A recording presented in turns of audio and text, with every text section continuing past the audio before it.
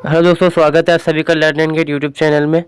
दोस्तों, आज की वीडियो में हम जो शुरुआत करने वाले हैं वीडियो, वो हमारी दिल्ली सल्तनत की जो सीरीज़ है वो यहाँ से शुरू होगी। जो मिडीवियल हिस्ट्री ऑफ इंडिया के अंदर जो हमने वीडियो बनाई थी अपनी, इसका थर्ड पार्ट यहाँ पर ये है, उसकी ये थर्ड वीडियो है यहाँ पर, ठीक है।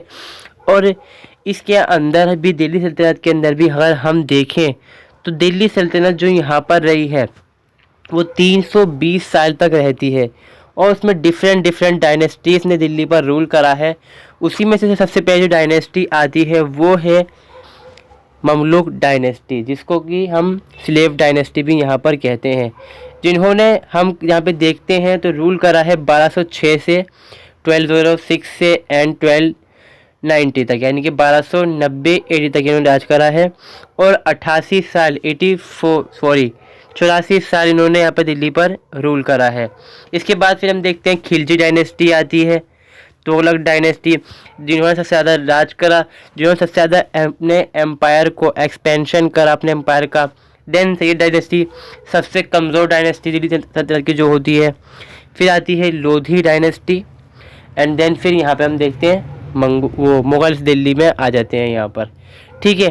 तो इसके बारे में हम जानेंगे इन वीडियोस के अंदर। और ममलूक डायनेस्टी की जो वीडियो है, जो यहाँ पर हमारी सीरीज है, हम बात करने वाले हैं हम ममलूक डायनेस्टी की हम 2 वीडियोस बनाएंगे यहाँ पर। पहली वीडियोस में मेरी जो है वो है यहाँ पर कुतुबुद्दीन ऐबक से लेकर रज़िया सुल्ताना तक, ठीक है। देन इसके बाद बलबन आता है, जो एडमिनिस्ट्रेशन है, इकोनॉमी है, रिलीजियस आर्किटेक्चर है, ये सब चीज़ें हम अपनी नेक्स्ट वीडियो के अंदर डिस्कस करने वाले हैं। तो चैनल पर दोस्तों अगर आप पहली बार आए, चैनल को सब्सक्राइब कर लें। अगर आपको वीडियो ज़रूर अच्छी लगे तो लाइक ज़रूर करिएगा, कमेंट सेक्शन में कमेंट देना भी ना भूलें, ठीक है।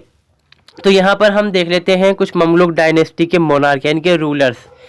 अब जो कुतुबुद्दीन ऐबक है, इनका रेन माना जाता है यहाँ पर 1206 से 1210 के बीच।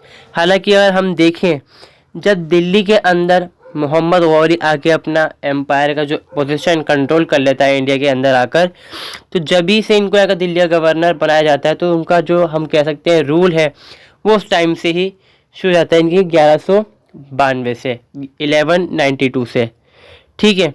और इसके बाद यहाँ पर आराम शाह आते हैं, जो कि बहुत कोई ख़ास यहाँ पे इम्पोर्टेंट रूलर नहीं है। देन इल्तुतमिश यहाँ पर आते हैं और रुकनुद्दीन फ़िरोज़, जो कि ये सुल्तान के भाई होते हैं, स्टेप ब्रदर जो यहाँ पर होते हैं। फिर आती हैं रज़िया सुल्ताना, मुइज़ुद्दीन बेहरम, अलाउद्दीन मसूद, नसीरुद्दीन महमूद, गयासुद्दीन बलबन। ये गयासुद्दीन बलबन भी यहाँ पर ख़ास है, और जो नासिरुद्दीन महमूद है ये भी थोड़ा ख़ास यहाँ पर है, क्योंकि ये इनके दामाद हैं, ठीक है। फिर देन यहाँ पर आता है मुइज़ुद्दीन कैक़ाबाद और शमसुद्दीन कैयूमर्स, ठीक है। फिर यहाँ पर जो इनकी डायनेस्टी है, जो ममलूक डायनेस्टी है, वो यहाँ पर ख़त्म हो जाती है। सो हम अब चलते हैं अपने आगे और समझते हैं, सही से इसको जानते हैं, कोशिश करते हैं समझने की। फ्रेंड्स, अगर अभी यहाँ तक यहाँ पर आप पहुँच चुके हैं, वेट कर रहे हैं, समझना चाह रहे हैं, तो वीडियो को ज़रूर लाइक कर दें, दोस्तों के साथ भी शेयर कर दें, ताकि उनको ये इन्फॉर्मेशन नॉलेज जो है उनको मिल सके। सो हम देखते हैं यहाँ पर ममलूक डायनेस्टी के बारे में। जो ममलूक डायनेस्टी का जो टाइम माना जाता है वो 1206 से 1290 के बीच ही माना जाता है। हालांकि अगर हम देखें तो 1192 के अंदर ही कुतुबुद्दीन ऐबक दिल्ली के अंदर आ चुके होते हैं, जब मोहम्मद गौरी ने दिल्ली पर कब्ज़ा करा होता है, मतलब दिल्ली पर जीत लिया होता है उन्होंने। और यहाँ पर इनको यहाँ दिल्ली का गवर्नर वो बना के चले जाते हैं, और फिर दिल्ली के अंदर रहकर कुतुबुद्दीन ऐबक, जो हम कह सकते हैं जो मोहम्मद गौरी का जो सपना था, ड्रीम था कि मराठा जो जो राजपूत थे, मराठा उस टाइम नहीं थे, जो राजपूत जो एम्पायर डायनेस्टीज थी उन पर कब्ज़ा करना या उन पर अपना राज को कायम करना, वो यहाँ पर कुतुबुद्दीन ऐबक ने काफ़ी हद तक कोशिश करी और करा भी यहाँ पर। अब ये ममलूक का मतलब यहाँ पर क्या है? ममलूक जो है ये अरबी अल्फाज है, यानी कि अरबी का वर्ड है, जिसका मतलब होता है ग़ुलाम। ग़ुलाम यानी कि स्लेव। अब ये स्लेव जो है ये नॉर्मल स्लेव्स नहीं हुआ करते थे, ये तुर्किश जो स्लेव्स थे। आप कभी मत मानिएगा कि नॉर्मल स्लेव की तरह थे कि घर में झाड़ू पोछा करना, पंखा झलना, या फिर ज़्यादा लगे फिर रहे हैं, शामियाना ला के लगा बैठे पड़े, जो बिछाते हैं, चीज़ें करते हैं, जो बादशाह ही है जो चीज़ होती है, उसमें ये नहीं है। ये सोल्जर्स हुआ करते थे मेनली यहाँ पर, क्या थे, ओन सोल्जर्स थे यहाँ पर, और वेल ट्रेन सोल्जर हुआ करते थे।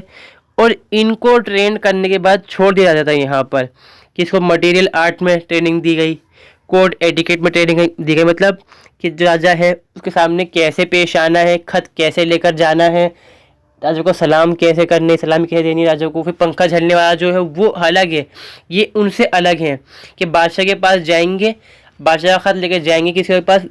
और बात है जो मतलब ये जो हम जासूसी है या फिर जो दूसरे काम करने जो सैनिक वाले काम है सारे के सारे, वो इस काम के लिए इनको यहाँ पर ट्रेन किया जाता था यहाँ पर। देन इनको फिर बाद में छोड़ दिया जाता था यहाँ पर।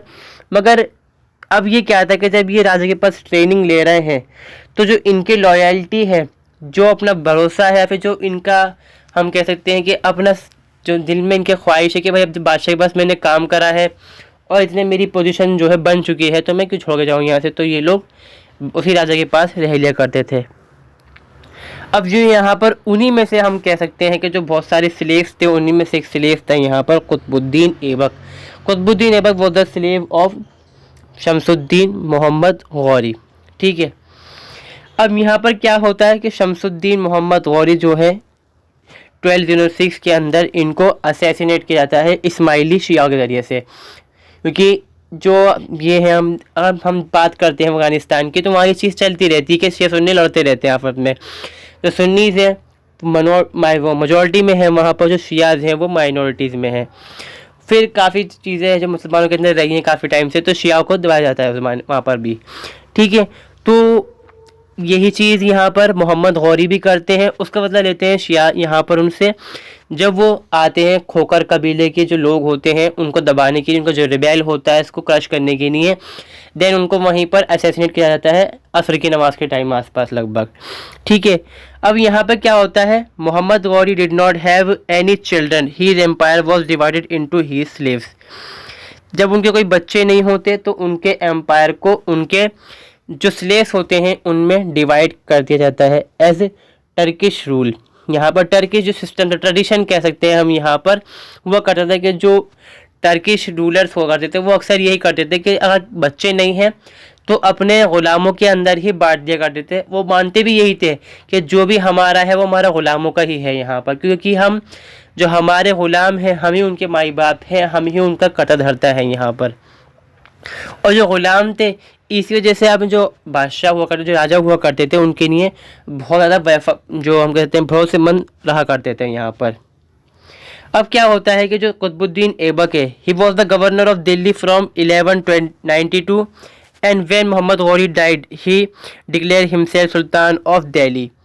अब यहाँ पर हम देखते हैं कि एक नया टाइटल शुरू होता है इसी टाइम के बीच में, 11 या फिर हम कहते हैं 1200 के टाइम में टाइटल शुरू होता है, वो होता है सुल्तान का। ठीक है, सुल्तान का टाइटल यहाँ पे शुरू किया जाता है। सुल्तान का टाइटल मतलब यहाँ पर सिंपल सा ये वर्ड होता है, जिसके पास सल्तनत हो, जो अपने आप में काबिल हो अपने पॉलिटिकल रूल को इस्टेब्लिश करने के लिए यहाँ पर।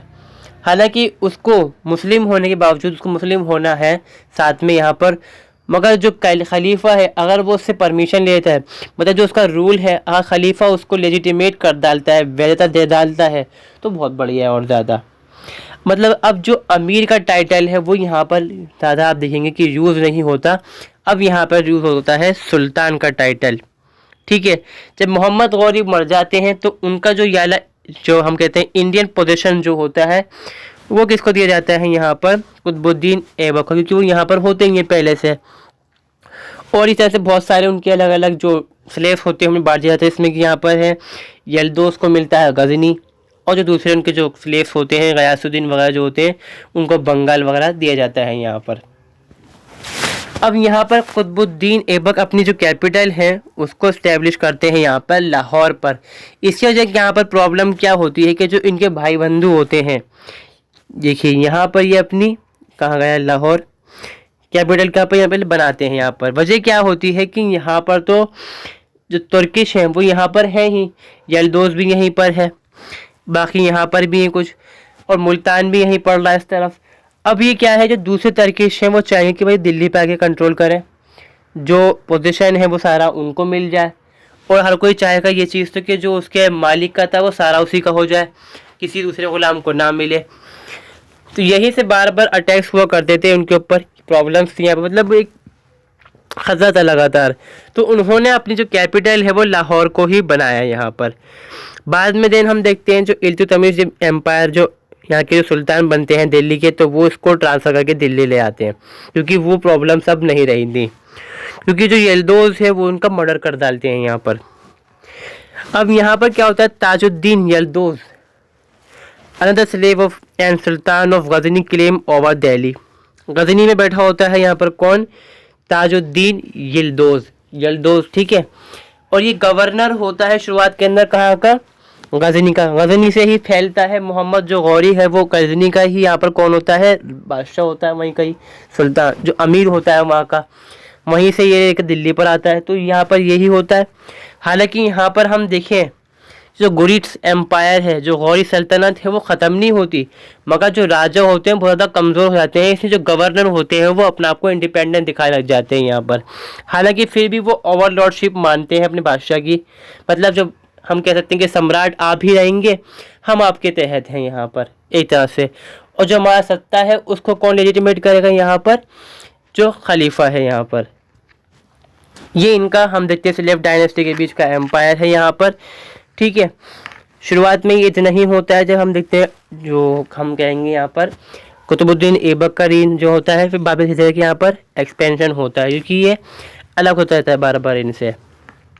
यल्दोज march to Punjab intended to take control of the region. Aibak marched against him, forced him to retreat to Kohistan, and then Aibak now set up his capital at Lahore to help defend his territory. बताया मैंने भी आपको, यल्दोज ने क्या करा, पंजाब की तरफ आने की कोशिश करी कि पंजाब से होते हुए दिल्ली घुस जाऊंगा, कब्जा कर लूंगा। अब कुतुबुद्दीन ऐबक ने क्या करा, अपनी फौज ली और पहुंच गए किसके आगे, यहाँ पर यल्दोज के आगे, और उसको धकेल दिया कोहिस्तान की तरफ पीछे से वापस, मगर मारा नहीं। यहाँ पे इन्होंने मारा ही नहीं इसको, और इसी वजह से ये प्रॉब्लम को देखते हुए इन्होंने लाहौर को अपनी कैपिटल यहाँ पर स्टेप माना, जैसे बनाया, यहाँ पर सेटअप करा, ठीक है। अब यहाँ पर क्या हुआ कि यहाँ बार बार हो रही थी प्रॉब्लम किस चीज़ को लेकर, बादशाह सुल्तान कौन है यहाँ दिल्ली का, क्योंकि जो हम कह सकते हैं गुरिद डायनेस्टी है, उन्होंने ये नहीं कहा था कि भाई बांट तो दिया था उन्होंने, मगर उन्होंने फिर भी जैसे एक्सेप्ट नहीं करा था इस चीज़ को कि हाँ सुल्तान बन सकते हैं, मगर वो इतने कमज़ोर रूलर थे वहाँ पर कि वो इस चीज़ को नहीं कर सकते कि उनके खिलाफ़ बोल सके, कि वो दिल्ली पे तो आएंगे नहीं हमला करने के लिए, ना फौज ना ताकत है, तो वो चुपचाप बैठ जाया करते थे यहाँ पर। तो इसका यहाँ पर एडवांटेजेस कौन लेता है, कुतुबुद्दीन ऐबक, तो सेंड करता है एनवॉय यहाँ पर अपना टू गुरिद कैपिटल को, फिरोज़ को, ठीक है। फिरोज़ को शुरुआत में इनकी कैपिटल होती है, वही कैपिटल यहाँ पर इस टाइम भी है यहाँ पर।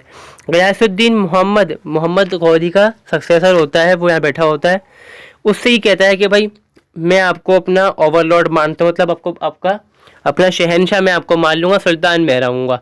सुल्तान नीचे होता है, शहनशाह यानी सम्राट ऊपर होता है, जैसे राजा है फिर महाराजा होते हैं ऊपर, तो वाला हिसाब है यहाँ पर। आप ओवरलॉर्ड रहेंगे, मैं यहाँ का सुल्तान दिल्ली का रहूँगा। तो इससे यहाँ पर क्या होता है, इनको ये परमिशन मिल जाती है, तो दूसरा कोई यहाँ पर क्लेम कर सकता है दिल्ली के पोजीशन को कि वो हमें मिल जाए, तो यहाँ से सारे के सारे जो प्रॉब्लम्स है वो ख़त्म हो जाती हैं। अब यहाँ पे इनकी प्रॉब्लम हो जाती है ख़त्म। मगर यहाँ पे क्या होता है, कुतुबुद्दीन ऐबक जो है बाद में अपने आप को गुरिद एम्पायर से अलग करके ममलूक स्लेव डायनेस्टी को यहाँ पर स्टैब्लिश कर देते हैं दिल्ली के अंदर।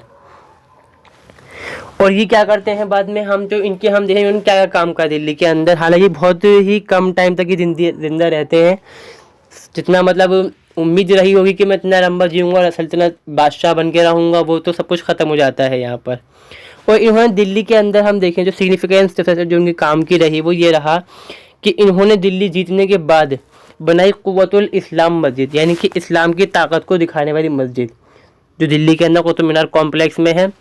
कुतुब मीनार कॉम्प्लेक्स जो है कहा जाता है कि जो हिंदू जैन मंदिर है उनसे तोड़ के बना हुआ है, और जो आसपास है वैसा हम देखें वहाँ जाकर तो चीज़ें ऐसी हैं, देखने में काफ़ी हद तक देखने में दिखता है कि वो चीज़ें में पत्थर वगैरह में है, और मैंने भी खुद ही देखा है अपने आंखों से ऐसा है वो।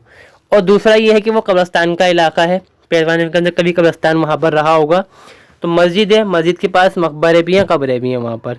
एज वेल एज उन्होंने क्या कहा स्टार्ट कंस्ट्रक्शन किसका, कुतुब मीनार का। और कुतुब मीनार का इन्होंने नाम किस सूफी सेंट के में दिया, ऑनर के अंदर हज़रत ख्वाजा कुतुबुद्दीन बख्तियार काकी रहमतुल्लाह के ऑनर में उन्होंने नाम दिया कि भाई उनके नाम से ये मीनार बनाई गई है। और इसको कहते हैं मीनार फ़तेह। दिल्ली फ़तेह होने के खुशी में इस नगर बनाया गया। मतलब सिंपल सा यहाँ पर जो हम कहेंगे वो ये है कि वो मस्जिद है और मस्जिद की मीनार है कुतुब मीनार, इससे ज़्यादा कुछ खास बात नहीं है इसके अंदर। अब जो लोग समझते हैं कि मीनार अलग है मस्जिद अलग है, वो नहीं है। अगर आप देखते हैं हैदराबाद के अंदर वहाँ 4 मीनार है और उसके पास में ही एक मस्जिद है, तो वहाँ मीनार नहीं मस्जिद के ऊपर, मस्जिद से हट के मीनार है, 4 मीनार बनी हुई जो है। तो वही चीज़ सेम यहाँ पर इस तरह से बाद में उसको बनाया गया हालांकि। और ये कुतुब इस्लाम मस्जिद और एज वेल एज यहाँ पर कुतुब मीनार इंडिया के अंदर फर्स्ट इस्लामिक मोन्यूमेंट बनाया गया था बड़े लेवल के ऊपर, किसी बादशाह ने बनाया हो। हालांकि इससे पहले दिल्ली में नहीं, भारत के अंदर ये चीज़ें बन चुकी थी, जो केरला साइड के अंदर मस्जिद वगैरह बन चुकी थी मुस्लिम की। इनको एक टाइटल दिया गया था यहाँ पर कुतुबुद्दीन ऐबक को, लाख बख्श इनको इसलिए कहा गया है कि ये दान करते थे बहुत ज़्यादा। जब आप देख रहे हैं कि सूफी सेंट के नाम पे मीनार का भी नाम रखवा रहे हैं ये, ठीक है, और इस्लाम के नाम के मस्जिद वगैरह बनवा रहे हैं यहाँ पर ये। और दूसरा काम ये करेंगे, जो 28 का झोपड़ा है उसको बनवाएंगे ये अजमेर के अंदर, ठीक है, कंप्लीट भी कराएंगे, मस्जिद बनाई जाती है वहाँ पर भी एक। तो यहाँ पर पैसे बांटना, चंदा करना, तो ये एक बहुत ज़्यादा जेनोसिटी वाला काम करते हैं, जिससे लोग खुश हो, लोग ही खुशी वाला काम करते हैं, इसलिए इनको नाम दिया जाता है टाइटल लाख बख्श, कि उन्होंने पैसे बख्शे, लोगों को बांटे, ठीक है। मर जाते कब है, इनकी जायद कब होती है, यहाँ पर 1210 के अंदर पोलो चौगान खेला था, मतलब जो घोड़े के बैठ के जैसे मतलब कि हॉकी होती है, लेकिन भागते हैं गेंद को उसके अंदर डंडे से ये, तो उस टाइम ये गिर जाते हैं घोड़े से और घोड़ा इनको रौंद डालता है और उस टाइम उनकी मौत हो जाती है। देन यहाँ पर क्या होता है कि ये स्लेव थे, स्लेव को मिलता है किसका, एम्पायर, अपने जो मास्टर है उनका स्लेव, मतलब जो उनका मालिक है उसका एम्पायर मिलता है। तो यहाँ पर क्या रहता है कि भाई अब बेटे के बाद मतलब राजा का बेटा राजा नहीं बनेगा, जो हकदार होगा वो बनेगा, जो ताकतवर होगा वो होगा। यहाँ पर वो चीज़ यहाँ पर होती है, मतलब पावर का चेक, किसको मिलती है पावर। हालांकि यहाँ पर क्या होता है, आराम शाह को कुछ टाइम के लिए बनाया जाता है क्या, रूलर क्या दिल्ली का। अब यहाँ पर एक चीज़ हमें ध्यान रखने वाली बात है कि हम जो हमसे पढ़ते हैं कि इल्तुतमिश ने, ठीक है, चहलगानी बनाई थी, तुर्कान चहलगानी उन्होंने बनाई थी 40 लोगों की, जिसमें लोग हुआ करते थे, ठीक है, हाँ उन्होंने बनाई थी, बात सही है। मगर टर्किश सिस्टम में क्या था कि इसे रूलर है, बादशाह है, अब बादशाह के नीचे, सुल्तान के नीचे बहुत सारी ट्राइब्स हुआ करती थी वहाँ पर। जैसे कि हम मान लीजिए दिल्ली में देखें हैं तो खिलजी भी हैं, तुगलक भी ट्राइब है यहाँ पर, और सूरी भी ट्राइब होगी यहाँ पर, गुरीट्स हैं, कजनी भी हैं, ये सभी ट्राइब्स लोग हैं अलग अलग। अब इनका मान लीजिए सबका एक रूलर है, तो जो अलग अलग ट्राइब्स हैं उनके जो अलग अलग लीडर्स हैं, तो उनको अलग अलग काम दिए जाएंगे उनके हिसाब से, किसी को कोई काम दिया, किसी को कोई काम दिया गया, तो उनकी क्या होगी, बन जाएगी यहाँ पर एक चहलगाह, मतलब एक ग्रुप बन जाएगा काउंसिल ऑफ मिनिस्टर्स का। जो बादशाह चाहेगा वो करेगा तो ज़रूर, मगर वो जो दूसरे लोग हैं, जो मेंबर्स हैं, जो अलग अलग ट्राइब्स के लोग हैं, जो लीडर्स हैं, उनको बताएगा भी, उनसे मशवरा भी लेगा, उनके एडवाइस भी लेगा, क्योंकि उनको काम चाहिए उन लोगों से भी यहाँ पर।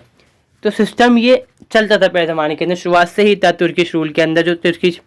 जो इंडिया में लोग भी आए उन्होंने भी ऐसे रखा काफ़ी हद तक। बाद में इसको हम देखते हैं कि जो इल्तुतमिश है उसको कंसोलिडेट कर डालता है, अच्छा कर डालता है कि यहाँ पर बढ़िया करके उसको। और इसी बीच क्या होता है, यही चीज़ यहाँ पर भी होती है कि तुर्की जो नोबल होते हैं, अमीर और मालिक, ठीक है, कुतुबुद्दीन ऐबक के बेटे को, जिसका नाम होता है आराम शाह को, उसका सक्सेसर यहाँ पर बना डालते हैं यहाँ पर, ठीक है, और ये बन जाता है दिल्ली का ममलूक डायनेस्टी का सेकंड रूलर यहाँ पर।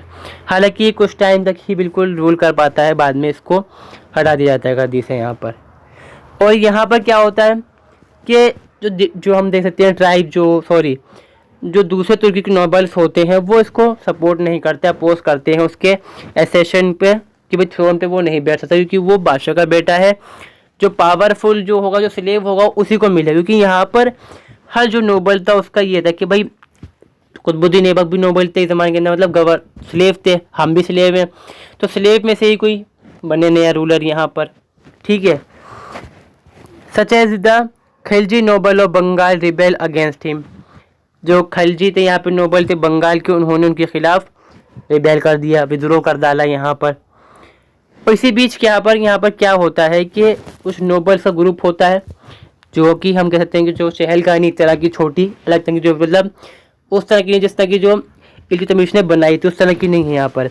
मिलिट्री जस्टियर अमीर दाद अली यसी Ismail invited Iltutmish to occupy the throne. ये सपोर्ट करते हैं बहुत सारे नोबल मिलके के जो इल्तुतमिश है उनको दिल्ली के लिए बैठना चाहिए। देन वो यहाँ पर आते हैं, ठीक है, स्लेव भी होते हैं और बदायूं के ये गवर्नर भी रह चुके होते हैं कुतुबुद्दीन ऐबक के टाइम में, ठीक है।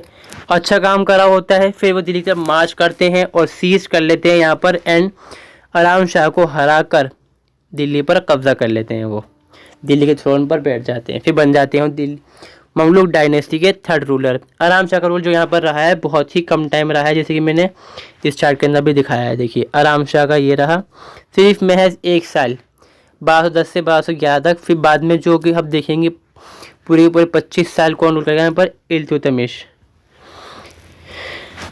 जो इल्तुतमिश है उनका पूरा नाम था शमसुद्दीन इल्तुतमिश। यहाँ पर ये भी एक टर्की के स्लेव थे कुतुबुद्दीन ऐबक के यहाँ पर साथ ही यहाँ पर ये सन इन लॉ भी थे, क्योंकि ये एक तरह से हम कह सकते हैं जैसे सन इन लॉ है तो मतलब यहाँ पर क्या है कि ज़्यादा हक बन सकता है उनका।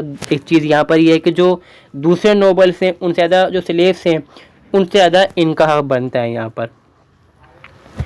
Within a decades he rose to become Amir Shikar and son in law of his master. अमीर शिकार बने ये, फिर बादशाह की दामादी बन गए साथ के अंदर। And become the governor of iqtas Gwalior and Berar Bulandshahr के जो गवर्नर बने बाद में ये।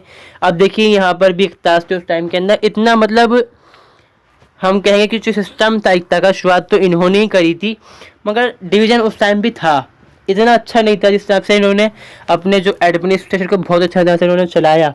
उस तरह से कोई ममलूक डायनेस्टी के अंदर नहीं चला पाया जिस तरह से इन्होंने चलाया था अपने टाइम के अंदर, क्योंकि इन्होंने ही सिस्टम पूरी तरह से बनाया था। क्योंकि जो कुतुबुद्दीन ऐबक हैं वो बनाते ही क्या, जब उनकी मौत ही हो गई थी कुछ टाइम के अंदर ही इन्होंने बनाया, फिर उसको लागू भी इन्होंने करा यहाँ पर।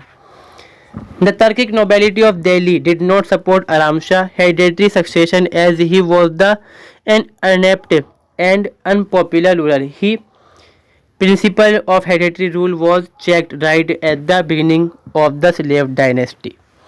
इसका मतलब यहाँ पर क्या है कि जो आराम शाह थे उनको नोबल्स ने सपोर्ट नहीं करा, सारे जो नोबल्स सब ने सपोर्ट नहीं करा, कुछ ने सपोर्ट करा भले से, जैसे मालिक और अमीर थे, ठीक है।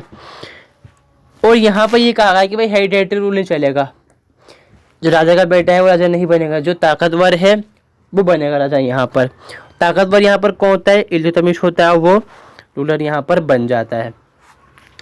अब यहाँ पर क्या होता है कि शमसुद्दीन इल्तुतमिश नोबल है, मतलब बहुत सारे गुलामों में से गुलाम है, ताकतवर भले से है, मगर जो दूसरे गुलाम हैं वहाँ पर जो नोबल ताकतवर हैं वो इसको अपना रूलर मानने को तैयार यहाँ पर नहीं होते कि ये भी हमारे बराबर का ही है, तो ये रूलर कैसे हो सकता है, मतलब कुछ ने माना कुछ ने नहीं माना।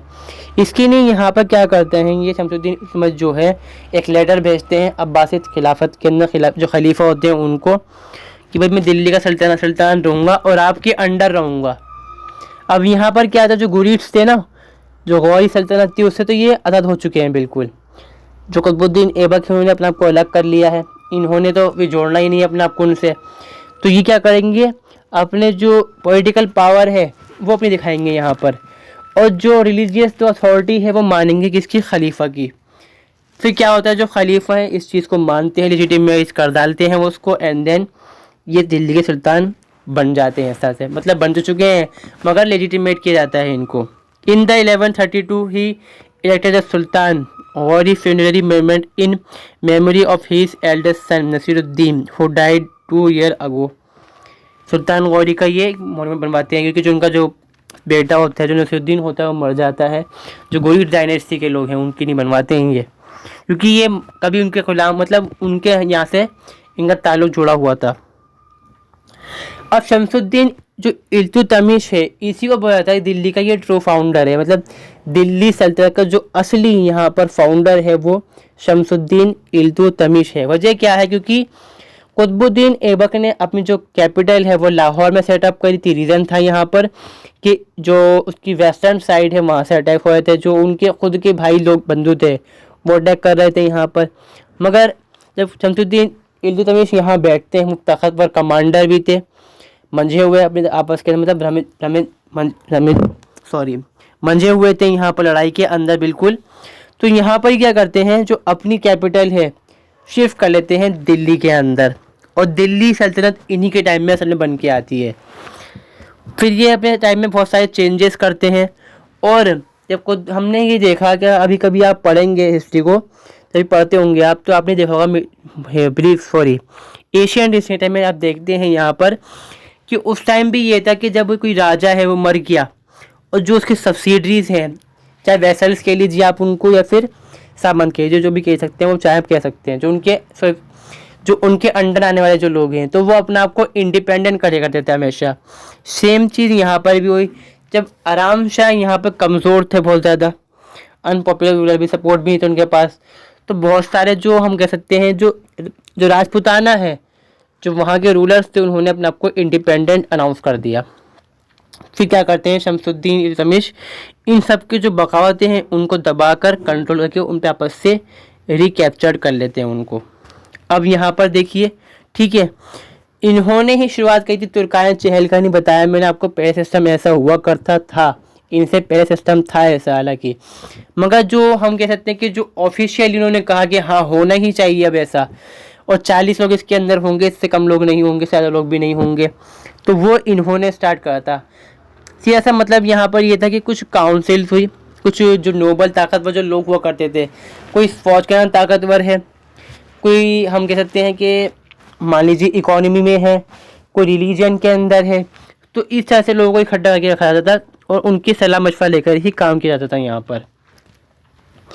और इस टाइम साथ में क्या होता है, इनके जो गुरिड्स एम्पायर वो ख़त्म है, जो ख्वारिज़मी है वो भी यहाँ पर ख़त्म हो चुके हैं, क्योंकि यहाँ पर चंगेज़ खान जो है वो आ चुका है, वो हमला कर रहा है जगह पर। अब चंगेज़ खान सोचता है यहाँ पे दिल्ली पे हमला करने के लिए, और जो उनका जो दुश्मन होता है वो जलालुद्दीन मकबरनी होता है, जो कि रूलर होता है ख्वारिज़मी ईरान का। वो कहता है मैं कि चाहता हूँ कि आपके मुसलमान हूँ, मैं भी मुसलमान, आप भी हैं, हम भाई भाई हैं, मैं आपके राज्य में आता हूँ सपोर्ट वो सिक्योरिटी के लिए। इल्तुतमिश क्या बताया, भैया दूर रहो, वहीं पर रहो, जहाँ पर हो वहाँ जाओ, जो होना है मर जाओ, कोई भी हो, हमारे तब मत आओ, ताकि हम सेफ रहें, चंगेज़ खान जो हम पे हमला ना करें। यहाँ पर ये चीज़ यहाँ पर होती है। फिर दूसरा जो इनका जो इम्पोर्टेंट काम वो यहाँ पर ये रहता है कि इन्होंने ही शुरुआत की थी इक़्तिदारी सिस्टम की। जो इक़्तिदारी सिस्टम मतलब आप ये कह सकते हैं कि डिस्ट्रिक्ट सिस्टम बनाया गया है बिल्कुल यहाँ पर, कि एक सेंट्रल गवर्नमेंट है, जो कि हम देखते हैं एशियन टाइम के अंदर हुआ करती थी, उसको और ज़्यादा इन्होंने मॉडिफाई करा, बहुत ज़्यादा इन्होंने मॉडिफाई करा यहाँ पर, और इसको बिल्कुल अच्छे तरह से काम को बांटा यहाँ पर। जैसे कि आप देख सकते हैं जो फ्यूडलिज्म है एक तरह का, उस तरह का सिस्टम उन्होंने बनाया है बिल्कुल यहाँ पर, मतलब ऑफिशियल तरह का बिल्कुल वाला। इसमें क्या किया गया, मतलब जो राज्य था, जो बादशाह थी, उसको कई हिस्सों के अंदर, सूबों के अंदर बांटा गया, देन उसको डिस्ट्रिक्ट लेवल के अंदर और बांटा गया है यहाँ पर। और यहाँ पर हर जगह पर, जैसे कि हम आज पढ़ते हैं डिस्ट्रिक्ट होती है, उस टाइम उसको नाम दिया गया था इक़्ता। इक़्ता के अंदर एक वहाँ पर इक़्तेदार हुआ करता था, जिसका काम यहाँ पर था कि वो रेवेन्यू कलेक्ट करेगा, जो लगान है वो लेगा यहाँ पर, वो लॉ एंड ऑर्डर मेंटेन करेगा, और ज़रूरत पड़ने पर सुल्तान को आर्मी भी भेजेगा यहाँ पर, और जो वो रेवेन्यू कलेक्ट करेगा वहीं से उसकी सैलरी उसको दे दी जाएगी हाथ के हाथ, ठीक है। और जो इसका दूसरा जो काम था वो उन्होंने क्या करा कि जो सिक्के थे, पहले मुसलमानों के इस्लामिक सिक्के इंडिया के अंदर ढाले गए थे, इससे पहले नहीं हुआ ऐसा कभी।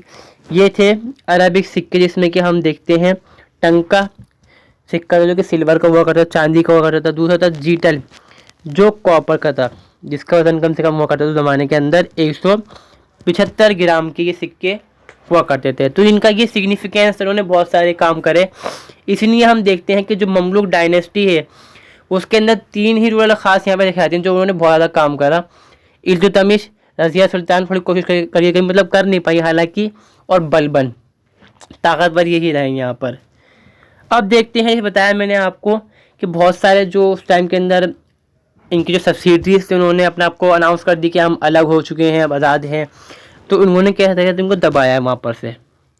सबसे पहले तो यहाँ पर आता है यिल्दोज़, ताजुद्दीन यिल्दोज़, जिन्होंने चैलेंज करा था कुतुबुद्दीन ऐबक को भी यहाँ पर। अब ये क्या करेंगे यहाँ पर, बिल्कुल ही इनका सफाया कर देंगे, बिल्कुल साफ कर देंगे जड़ से इनको यहाँ पर। Tajuddin Yildiz, a former slave who claimed to be rightful successor to Ghurid Empire, ruled to Ghurid dynasty of Ghazni। Firoz को है वहाँ पे मतलब राजा इन दो तीनों उस टाइम के अंदर, एक गजनी थी और एक फिरोज को थी। जहाँ पे गयासुद्दीन थे वो फिरोज को की उनकी मतलब उनके पास फिरोज को थी, और जहाँ पर मोहम्मद गौरी थे उनकी राजधानी थी गजनी। गजनी से होते हुए हिंदुस्तान आए थे वो। अब यहाँ पर क्या होता है कि ये अपना आपको क्या डालते हैं कि भाई मैं बादशाह हूँ घुरिद एम्पायर का आपसे, तो तुम मेरे अंडर आओ और दिल्ली को मेरी तरफ कर दो, मिलाओ इसके अंदर। तो यहाँ पर जो इल्तुतमिश है इसको रिजेक्ट कर डालता है और कहता है कि भाई आप आइए, नेगोशिएशन करते हैं, बातचीत करते हैं यहाँ पर और हल निकालते हैं, कोई इसका क्या हल हो सकता है।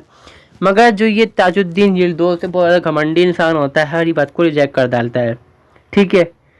और आखिर में यहाँ पर क्या होता है कि तेलंगाना के अंदर बैटल होती है जनवरी 25, 1216 के अंदर, जिसमें इल्तुतमिश जो है वो जीत जाते हैं और जो यिल्दिज़ है इनको पकड़ के बदायूं के अंदर कत्ल इनका कर दिया जाता है यहाँ भागते टाइम इनका। इस तरह से क्या होता है, जो ये मुल्तान लाहौर के आसपास का एरिया है ये इसको कब्जा कर लेते हैं वहाँ पर, और अपने एम्पायर का एक्सपेंशन भी होता है, और जो बगावत हो रही बाबत की प्रॉब्लम थी उसको ये ख़त्म कर डालते हैं। नेक्स्ट जो इन्होंने एक्सपेंशन करा वो था यहाँ पर कबाचा का। कबाचा कहाँ पर यहाँ पर आएगा माने, मतलब ये दिखाता हूँ मैं आपको मैप में। देखिए यिल्दिज़ इस रीजन के अंदर है, मुल्तान थोड़ा इस साइड के अंदर है, कबाचा यहाँ पर है। तो ये भी क्या है कि यिल्दिज़ ने एक टाइम के अंदर जो मुल्तान का जो राजा है कबाचा, उसको ही परेशान किया होता है बहुत ज़्यादा। अब कबाचा क्या देखता है कि भाई यिल्दिज़ तो गया, अब मैं अपने पावर दिखाता हूँ यहाँ पे, ठीक है। क्या होता है, his power had been reduced by the simultaneous attack of Yildiz and Makbarni. Makbarni कौन है, जो ख्वारिज़मी है उनका है रूलर है यहाँ पर। यिल्दिज़ कौन है, जो गजनी के अंदर बैठा हुआ है, गवर्नर था जो राजा बन चुका है अभी यहाँ पर। अब ये देखता है इल्तुतमिश कि भाई कबाचा जो है वो कमज़ोर हो चुका है, जो मुल्तान का जो है वो कमज़ोर हो चुका है, अब इसको पकड़ो और इसको सूद दो छिड़ा दो, मतलब सफाया कर दो बिल्कुल इसका। इसी क्या करता है, ये मार्च करता है और 2 आर्मी भेजता है अलग अलग साइड से। दिखाता हूँ मैं आपको, देखो क्या करता है, ये एक आर्मी भेजता है यहाँ से उच्च के साइड से, क्योंकि इसके पास कंट्रोल है, ये भेजता है आर्मी यहाँ से, ये उच्च है, ये उच्च का इलाका कहलाता है, ठीक है। और एक भेजता है यहाँ से, एक करती है यहाँ से, करती है यहाँ से और सफाया कर डालती है बिल्कुल इसके, और ये इनके कंट्रोल में गिर जाता है, ठीक है। Finally with no other option he committed suicide. अब मर जाता है ये नदी के अंदर कूद के कबाचा और इसकी लाइफ ख़त्म, और सुल्तान जो है वो दिल्ली के अंदर मिल जाते हैं, एब्जॉर्ब हो जाते हैं यहाँ पर, और एक्सपेंशन होता है। Annexation of Bihar and Bengal. Bihar and Bengal जो हम कहेंगे कि वो घुरिद एम्पायर का हिस्सा था। कुतुबुद्दीन ऐबक के ज़माने के अंदर उन्होंने मान लिया था कि हम आपके अंडर हैं। कुछ टाइम के लिए माना, जब कुतुबुद्दीन ऐबक मर जाते हैं तो वो अपने को डिक्लेयर कर डालते हैं इंडिपेंडेंट। वजह क्या होती है 1 मिनट में दिखाता हूँ मैं आपके ज़रिए से।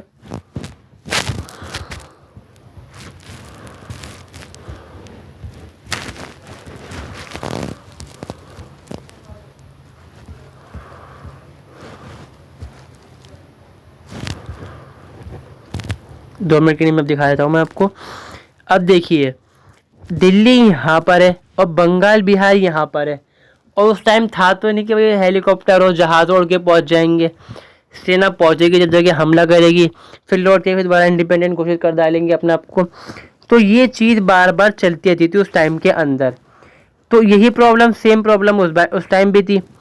अब जहाँ दिल्ली कमज़ोर होती थी वहीं पर बंगाल और बिहार अपने आप को बिल्कुल आज़ाद घोषित कर लिया करते थे हमेशा के अंदर।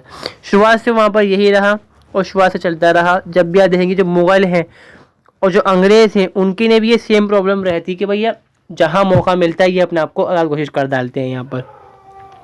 अब बंगाल और जो बिहार का रीजन है उसका राजा उस टाइम के जो सुल्तान होता है वो होता है सुल्तान गयासुद्दीन, ठीक है। सुल्तान गयासुद्दीन भैया पहले कहता है कि मैं इंडिपेंडेंट हूँ।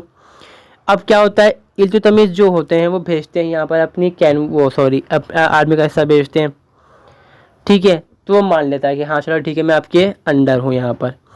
पर क्या होता है कुछ टाइम बाद कहता है भैया नहीं मैं फिर से हरा दूँ, मैं आपके हिस्से में हुई नहीं। फिर दोबारा ये भेजते हैं, ठीक है, किसको, इन्वॉल्व लड़ाई करनी मतलब आर्मी को, नहीं मानता फिर से ये। अब क्या होता है इल्तुतमिश जो होते हैं वो खुद जाते हैं अपनी आर्मी लेकर और इसको मारकर नासिरुद्दीन महमूद को बनाते हैं गवर्नर ऑफ बंगाल। और इस तरह से जो बंगाल है गवर्नर है बिल्कुल ये फिर दिल्ली सल्तनत का हिस्सा बन जाता है यहाँ पर, ठीक है। अब जाके कहते हैं यहाँ पर जब नासिरुद्दीन जब डिपार्चर मतलब वहाँ से जब हटता है कुछ टाइम के नहीं, क्या होता है फिर दोबारा यहाँ पर क्या होती है रिबेल होती है। कौन करता है ये, मालिक बल्का खलजी।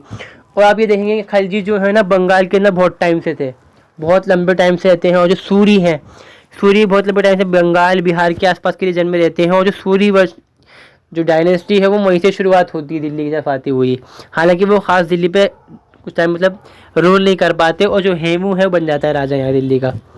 इन 1213 AD Iltutmish personally went to Bengal and kill Malik Balka Khalji and annex Bengal to Delhi empire. एक बार फिर मिलाया, बाबर की प्रॉब्लम चलती रहती है। अब यहाँ पर हम क्या देखते हैं अदर कॉन्क्वेस्ट कौन कौन से रहे, यानी कि वेस्टर्न साइड पे कहाँ पर है, जिसमें हम देखते हैं जो राजपुताना रीजन है वो खासकर इसके अंदर शामिल होता है, क्योंकि ये लोग बार बार इन पर कब्जा किया जाता है, बार बार ये अपने आप को अलग कर दिया करते थे, ठीक है। जब कुतुबुद्दीन ऐबक की मौत हो जाती है यहाँ पर रणथंबोर, ग्वालियर, अजमेर, बयाना, जालौर, मंदिर, कलिंजरी और थानगिरी ये अपने आप को इंडिपेंडेंट कर डालते हैं। मतलब छोटे छोटे रीजन होते हैं सारे के सारे जो होते हैं, जो राजपुताना का जो रीजन है ये वहीं पर होते हैं, ज़्यादा आगे कहीं नहीं होते। ये इस एरिया के अंदर जो रीजन है इसके अंदर ये यहाँ पर होता है इतने के अंदर। अब ये क्या करता है जो इल्तुतमिश है ये एक्सपीडिशन शुरू करता है इनके खिलाफ कि चलो भाई इनका आपस में मिलाया जाए अपने एम्पायर के अंदर। सबसे पहला जब ये एक्सपीडिशन जो होता है शुरू इनका होता है 1231 के अंदर कन्नौज और बनारस को ये कब्जा कर लेते हैं वापस से, ठीक है। मालवा उज्जैन को 1239 में, ठीक है। और बाकी जो रीजन है उसको भी ये इस तरह से करके आपस से कब्जे में ले लेते हैं अपने। इनके टाइम का जो हम देखते हैं आर्किटेक्चर जो देखने को मिलता है, कभी आप जाएंगे कुतुब मीनार कॉम्प्लेक्स के अंदर जो कुव्वतुल इस्लाम मस्जिद है आप देखते हैं कि बहुत बड़े एरिया के अंदर बनी हुई है। हालांकि जो कुतुबुद्दीन ऐबक के टाइम में जो शुरुआत हुई थी उसकी उन्होंने बहुत छोटा हिस्सा बनवाया था उसका, हालांकि बाद में उनका इंतकाल हो जाता है, मौत हो जाती है वहाँ पर। फिर शमसुद्दीन इल्तुतमिश है वो उसको बढ़ाएंगे आगे चलकर। और फिर यहाँ पर आप देखते हैं कि अलाउद्दीन खिलजी हैं, बनवाएंगे खिलजी दरवाज़ा बनवाते हैं यहाँ पर वो, और अलाई मीनार बनाते हैं वहाँ पर, वो बनती नहीं हालांकि पूरी नहीं बन पाती वो।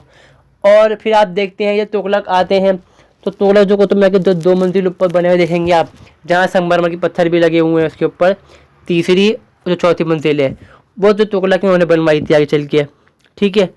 तो इनके टाइम में आप देखते हैं कि उन्होंने बहुत सारे काम करे शमसुद्दीन इल्तुतमिश ने अपने ज़माने के अंदर लोगों के फ़ायदे के लिए। कुएँ खुदवाए, नहरें बनवाई, सड़कें बनवाई, बहुत सारा काम करा, वाटर वर्क काम करवाए उन्होंने बहुत ज़्यादा।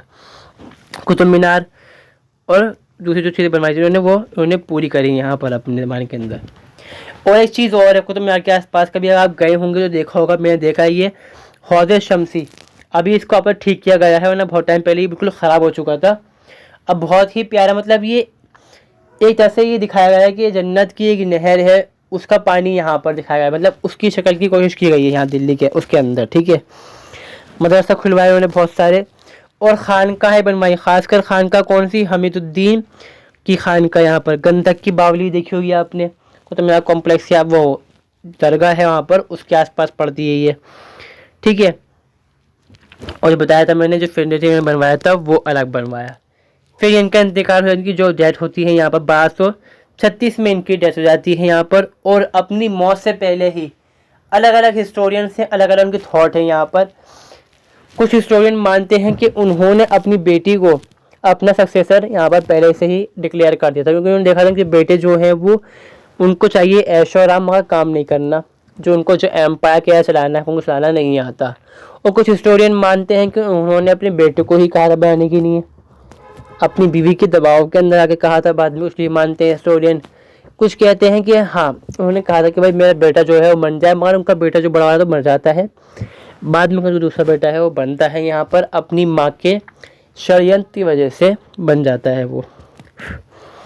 अब बात करते हैं हम अपने आखिरी टॉपिक के बारे में, जिनका नाम है रज़िया सुल्ताना। रज़िया सुल्ताना का नाम यहाँ पे क्या आता है? रज़िया सुल्तान, रज़ियतुद्दीन वद्दीन, इसका कुछ नाम रखता है। मतलब इनका जो टाइटल था उन्होंने रखा था रज़ियतुद्दुनिया वद्दीन, ये टाइटल था इनका। ठीक है, कब पैदा होती हैं? 1205 के अंदर ये पैदा होती हैं और दिल्ली सल्तनत के अंदर, और हम कहें दिल्ली की एक लौती ये बादशाह थी, सुल्ताना थी, पहली और आखिरी यही हुई, इनके बाद कोई नहीं हुआ यहाँ पर। ठीक है, इसमें क्या होता है, इनके जो हम करियर के बारे में बात करें, शुरुआत कैसे होती है कि जब ये बड़ी हो जाती हैं, काफ़ी चीज़ें मतलब ये जान चुकी होती हैं और अच्छी खासी वेल ट्रेन अपनी आर्मी के अंदर भी होती हैं और डिसिप्लिन तो ये होती हैं शुरुआत से ही। अब क्या होता है कि जब ग्वालियर के अंदर थोड़ी चली थी प्रॉब्लम, तो वहाँ पे आते हैं जो इल्तुतमिश है, जैसे मैं बताया मैंने आपको, वो इंडिपेंडेंट हो चुके हैं, तो कब्जा करने के लिए आपस से गए हैं, उनके ऊपर कंट्रोल लाने के लिए, आपस से उनको मिलाने के लिए अपने अंदर। तो इस बीच क्या है, जो इल्तुतमिश है वो छोड़ डालते हैं अपना राज्य इनके हाथ में, क्योंकि तुम ध्यान रखो कुछ टाइम के लिए। और जब वो आगे देखते हैं कि इन्होंने चलाया बहुत अच्छे से और जो मेरे बेटे हैं वो इस काबिल तो है नहीं कि वो कंट्रोल कर पाएंगे सही से, तो वो अपने बेटे के ऊपर अपनी बेटी को देते हैं तरजीह कि ये बनेगी मेरे बाद मेरी सक्सेसर। हालांकि जो तुर्कान चहलगानी होते हैं, वो नोबल्स होते हैं, वो इसको पसंद नहीं करते कि एक औरत हमारे ऊपर राज करे। और हम बात करें कि तुर्क लोगों के अंदर सिस्टम था, तुर्कों के यहाँ अंदर सिस्टम ऐसा हुआ करता था कि हाँ जो औरतें हैं वो बन जाया करती थी हेड, मगर वो कुछ टाइम के लिए ऐसा होता था, बस मतलब कुछ टाइम के लिए हुआ, बाद में कोई आदमी बन जाया करता था, मतलब एक टेम्परेरी।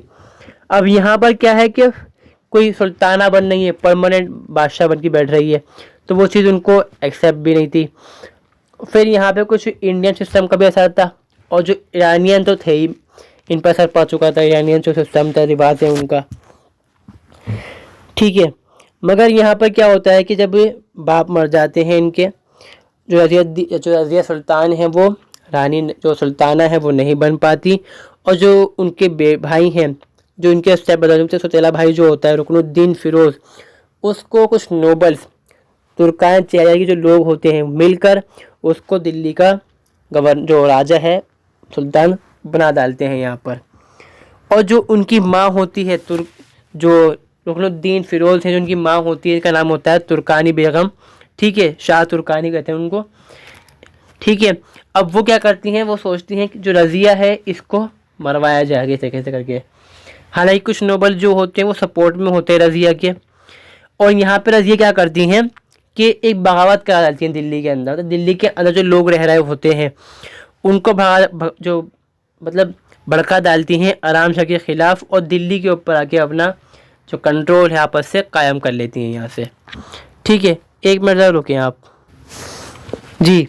तो हम यहाँ बात कर रहे थे कि जो रज़िया हैं वो आपस से दिल्ली पर आगे काबिज हो जाती हैं। वो करती क्या हैं, during a rebel against rebel of Ruknuddin, Razia instigate the general public against Shah Turkan and ascended the throne after Rukunuddin was deposed in November 10, 1236। जो इनका हक होता है ये उसको ले लेती हैं, क्योंकि इनके बाप ने कहा था कि भाई मेरे पास बनेगी रज़िया सुल्तान। इसलिए रज़िया क्या करती हैं, उनके खिलाफ एक विद्रोह कर डालती हैं शाह जो रुकनुद्दीन हैं उनके खिलाफ, और वो उसको कंट्रोल नहीं कर पाते, और आखिरकार क्या होता है वो गद्दी से हट जाते हैं, और रज़िया सुल्तान जो है वो 10 नवंबर 1236 में दिल्ली की सुल्ताना बन के बैठ जाती हैं।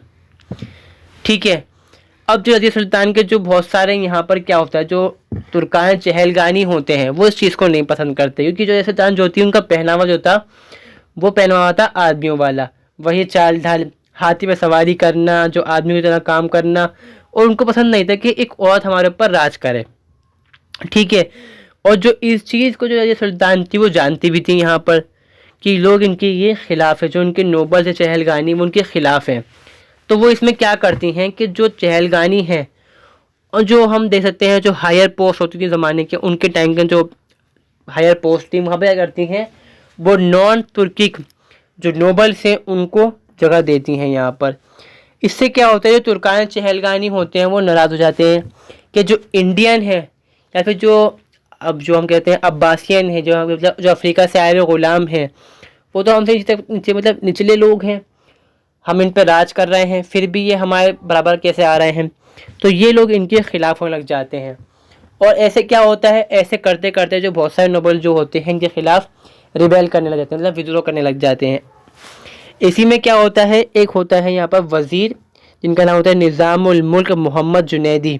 ये इनके खिलाफ बगावत करता है और कई सारे जो नोबल्स होते हैं उनको अपने साथ मिलाता है। तो 4 नोबल्स मिलकर ये बगावत करते हैं और जो ये सुल्तान जो होती हैं उसको कुचल डालती हैं यहाँ पर। और ऐसे ही चलती रहती हैं, मतलब जितनी ज़िंदगी इनकी रही, इनकी ज़िंदगी गुजर गई सिर्फ जो बगावतें हैं उनको कुचलने के अंदर। इन 1240 ही वेंट टू लाहौर। अब यहाँ पर होता है ट्विस्ट, काफ़ी जो हम देखते हैं कहानी है वो पड़ती है आगे चल के। क्या होता है कि 1240 के अंदर लाहौर के अंदर मलिक इज़ादुद्दीन कबीर खान अयाज बगावत करता है कि भाई मैं दिल्ली से अलग हूँ, मतलब दिल्ली पे मेरा हक बनता है। यहाँ पर बगावत कर डालता है वो, क्योंकि वो भी नोबल होता है। ठीक है, अदी सुल्तान पहुँच जाती हैं कुचलने की नहीं उसकी बगावत को, और वो अच्छे से कुचल भी डालती हैं और वो उनको मान लेता है अपनी सुल्ताना। रज़ी सुल्तान क्या देखती हैं कि लाहौर जो है वो दिल्ली के पास है और जो मुल्तान है वो दिल्ली से दूर है, तो उसको वो वहाँ की जो इक़्तिदारी है उसे छीन कर उसे डालती हैं, जो मुल्तान की जो इक़्तिदारी है वो दे डालती हैं उसको वहाँ पर। ठीक है, और यहाँ पर क्या है, जो मुल्तान का जो गवर्नर पहले से होता है, ठीक है, जिसका नाम होता है इख्तियारुद्दीन कबर शाह खान एतगिन। ठीक है, ये हो जाता है नाराज़ इस बात पर, तो ये बुलाती हैं दिल्ली उसको, और दिल्ली के अंदर ये बड़ा ऑर्डर डालती हैं इनको भी, मगर ये सेटिस्फाइड नहीं होता है यहाँ पर। और ये क्या करता है, यहाँ पर बगावत करने की तैयारी करता है मिलके साथ में किसके, मलिक इख्तियारुद्दीन अल्तूनिया के ख़िलाफ़। जो अल्तूनिया है ये कहा जाता है, बहुत सारे देखिए अब हिस्टोरिकल फैक्ट आते हैं यहाँ पर, अलग हिस्ट्री के जो फैक्ट दे सकते हैं आप अपने अपना, जो आपका नज़रिया है, जो आपका मानना हो वो मान सकते हैं आप इसके अंदर। इसमें कहा जाता है, बहुत सारे जो हिस्टोरियंस हैं जो कहानियाँ जो पढ़ते हैं, कि जो रज़ी सुल्तान है इनका पर्सनल बॉडीगार्ड है, इसका नाम था याकूत, वो था हफ्शी। और जो रज़ी सुल्तान है वो उससे मोहब्बत करती थी, वो भी उनसे मोहब्बत करता था। और उनके जो हम कहते हैं कि रिलेशनशिप थे, बहुत सारी चीज़ें इनके बारे में कहानियाँ बनाई जाती हैं इस तरह की।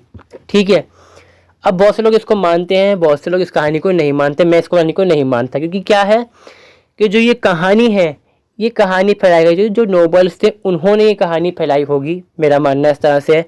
क्योंकि नोबल्स के ख़िलाफ़ थे, जो सुल्तान उनके ख़िलाफ़ थे, तो उन्होंने उनको बदनाम करने के लिए ऐसा कहा होगा। हालांकि यहाँ पर क्या होता है, जो सुल्तान को जो मोहब्बत करने वाला जो होता है वो होता है मलिक इख्तियारुद्दीन अल्तूनिया। अल्तूनिया इनके साथ बचपन में खेला कूदा होता है, मतलब दोनों बड़े साथ में ही हुए होते हैं। तो जो अल्तूनिया है उनको पसंद करता है, उनको कई बार कोशिश करता है कि भाई मैं उनको प्रपोजल भेजूँ, शादी कर ले मुझसे, और भेजता भी है। मगर जो सुल्तान जो होती हैं वो इतनी प्रॉब्लम्स के अंदर फंसी हुई होती हैं कि उनको टाइम नहीं मिल पाता कि वो बाद में बात करें वो। इससे क्या होता है, जो अल्तूनिया है उसकी दिल की बात लग जाती है यहाँ पर ये, और फिर ये सुल्ताना बन जाती हैं उनसे ऊपर। तो कैसे बर्दाश्त कर लेगा वो कि मुझे ऑर्डर दे रही हैं अभी ये ऊपर से। और ये जो तुर्कान चहलगानी होती हैं उसका मेंबर भी होता है यहाँ पर। तो ये क्या करता है, गठजोड़ करता है इख्तियारुद्दीन कबर पाशा खान एतगिन के साथ मिलकर कि हमें जो ये सुल्तान है इनको गद्दी से हटाना है। जब ये सुल्तान है, जब ये लाहौर जाती हैं, उस बीच क्या करते हैं, ये जो याकूत होते हैं उसको मार डालते हैं। ठीक है, और जब पता चलता है कि इसको रज़िया को इस बारे में, तो वो पहुंचती हैं कहाँ पर, तबर हिंद यानी कि भटिंडा, जहाँ का ये गवर्नर होता है अल्तूनिया। ठीक है, अब यहाँ पे क्या होता है, अल्तूनिया इनकी फ़ौज को हरा डालता है, जो सुल्तान की जो फ़ौज होती है उसको हरा कर दिल्ली पर जो सुल्तान को कब्ज़े में कर लेता है। यहाँ पर ये कब्ज़े में करके क्या करते हैं भाई, उनसे जो सुल्तान मतलब जो ये सुल्तान जो होती है वो जानती तो ही मुझसे मोहब्बत करता है, हालांकि वो टाइम नहीं दे पाती इस बात की, ना वो चीज़ को दिल से मानती है सही से। अब बाद में क्या होता है, खैर वो उसको मान जाती है, चाहे वो डिप्लोमेसी रही हो उसकी कि दिल्ली कहती मुझे आपस से बैठना है तो उन्हें शादी कर ली उससे, चाहे उनकी मोहब्बत रही हो तो वो उनसे शादी कर लेती है। ठीक है, इस बीच क्या होता है, यहाँ पर दिल्ली के अंदर क्या हो रहा होता है कि जो दिल्ली के अंदर जो बगावत जिन्होंने करी थी, रिबेल जो नोबल्स थे जिन्होंने बगावत करी थी, वो मुइज़ुद्दीन बेहराम शाह जो उनके भाई होते हैं इल्तुतमिश के, वो सॉरी जो दिल्ली सुल्तान के जो भाई होते हैं उनको बिठा डालते हैं गद्दी पर। कब? 21 अप्रैल 1240 में, और बाद में 5 मई 1240 में उनको अपना जो राजा है उनको मान लेते हैं सुल्तान। ठीक है। इस बीच यहाँ पर जो बठिंडा है, जो तबर हिंद है, वहाँ पर फौज इकट्ठे करते हैं अल्तुनिया, और जो दिल्ली सुल्तान होती है उनकी फौज भी कुछ मतलब जो सपोर्टर जो होते हैं साथ में वो भी होते हैं, और वो मार्च करते हैं दिल्ली की तरफ। जिसमें हम कह सकते हैं कौन कौन सी फौज के अंदर लोग थे, खोखर, जाट्स, राजपूत। खोखर वही लोग हैं जिनके जैसे मोहम्मद गौरी मरा था दिल्ली में आके। फिर दिल्ली में ये मार्च करते हैं, मगर इनकी फ़ौज जो है वो दिल्ली की जो फ़ौज है उससे हार जाती है। कब हारते हैं? 14 अक्टूबर 1240 को, और इनको बाद में मार दिया जाता है। अब ये इनकी कहानियाँ भी अलग अलग हैं। कुछ कहते हैं कि जो सुल्तान जो है वो भाग गई थी, बच गई थी। ठीक है। कुछ कहते हैं कि ज़ख्मी होकर दिल्ली पहुंची और दिल्ली के अंदर की कब्रें हैं, मैं देख कर भी आया हूँ। 2 कब्रें वहाँ पर हैं, तुर्कमान गेट दिल्ली के अंदर पड़ता है, वहाँ पर है। अब जो दिल्ली में तुर्कमान गेट है वहाँ पर जो एक वहाँ पर सूफी सेंट है शाह तुर्कमान बयाबानी रहमतुल्लाह अलैह, उनकी ये मुरीद थी। मतलब जैसे कुतुबुद्दीन ऐबक थे, वो मुरीद थे कुतुबुद्दीन बख्तियार काकी के। मतलब वो बहुत ज़्यादा इज्जत करते थे उनकी सूफी सेंट की, और उनके वजह से अपने आप को उनको अपना उस्ताद माना करते थे यहाँ पर। वही चीज़ जो ये सुल्तान उनके साथ भी थी यहाँ पर, तो उनको दफनाया गया वहाँ पर। एक तो यहाँ पर ही कहा जाता है। दूसरा यहाँ पर ये है कि जो उनकी कब्र है वो कैथल के अंदर, हरियाणा के अंदर मकबरा है, वहाँ पर है। खंडर दिखाया जाता है, बहुत ज़्यादा खंडर टूटी जगह है कि वहाँ पर उनकी कब्र है, वो दफनाया गया था उनको। तो अलग अलग हिस्टोरिकल फैक्ट हैं। अब जहाँ दफनाया गया बेहतर जो हम तो बता सकते नहीं कि कहाँ दफनाया गया उनको। हालांकि बाद में इनको मार दिया गया था, और इनकी कहानी यहाँ से जाती है ख़त्म। और जो उनका भाई है वही गद्दी पर बैठा, जिसका नाम होता है मुइज़ुद्दीन बेहराम शाह। जो बेहराम शाह है उसके बाद दूसरे सक्सेसर भी यहाँ पर आते हैं। फिर बाद में हम देखते हैं जो बलबन है वो दिल्ली का जो राजा बन के बैठता है वापस से। देखिए मुइज़ुद्दीन बेहराम शाह, अलाउद्दीन मसूद, जो नासिरुद्दीन मसूद है यहाँ पर वो दामाद होता है कि इनका बलबन का। दिन गैसुद्दीन बलबन उनको मरवा कर बन जाता है दिल्ली का सुल्तान। फिर इनके बाद जो सक्सेसर आते हैं वो कमज़ोर होते हैं। फिर बाद में इनको कौन रिप्लेस करेगा, यहाँ पर खिलजी आकर ख़त्म कर डालते हैं इसको। ठीक है। तो ये वीडियो हमारी यहाँ पर कंप्लीट होती है दिल्ली सल्तनत के बारे में, जो कि इसमें हम देख रहे थे ममलूक डायनेस्टी के बारे में। उम्मीद करता हूँ कि आपको ये वीडियो अच्छी लगी होगी। वीडियो अच्छी लगी तो ज़रूर लाइक करें, चैनल को सब्सक्राइब करें, और जो दोस्त हैं उनके साथ इस वीडियो को ज़रूर शेयर करें। सो मिलते हैं हम नेक्स्ट वीडियो में। Thanks for watching this video and take care, see you soon.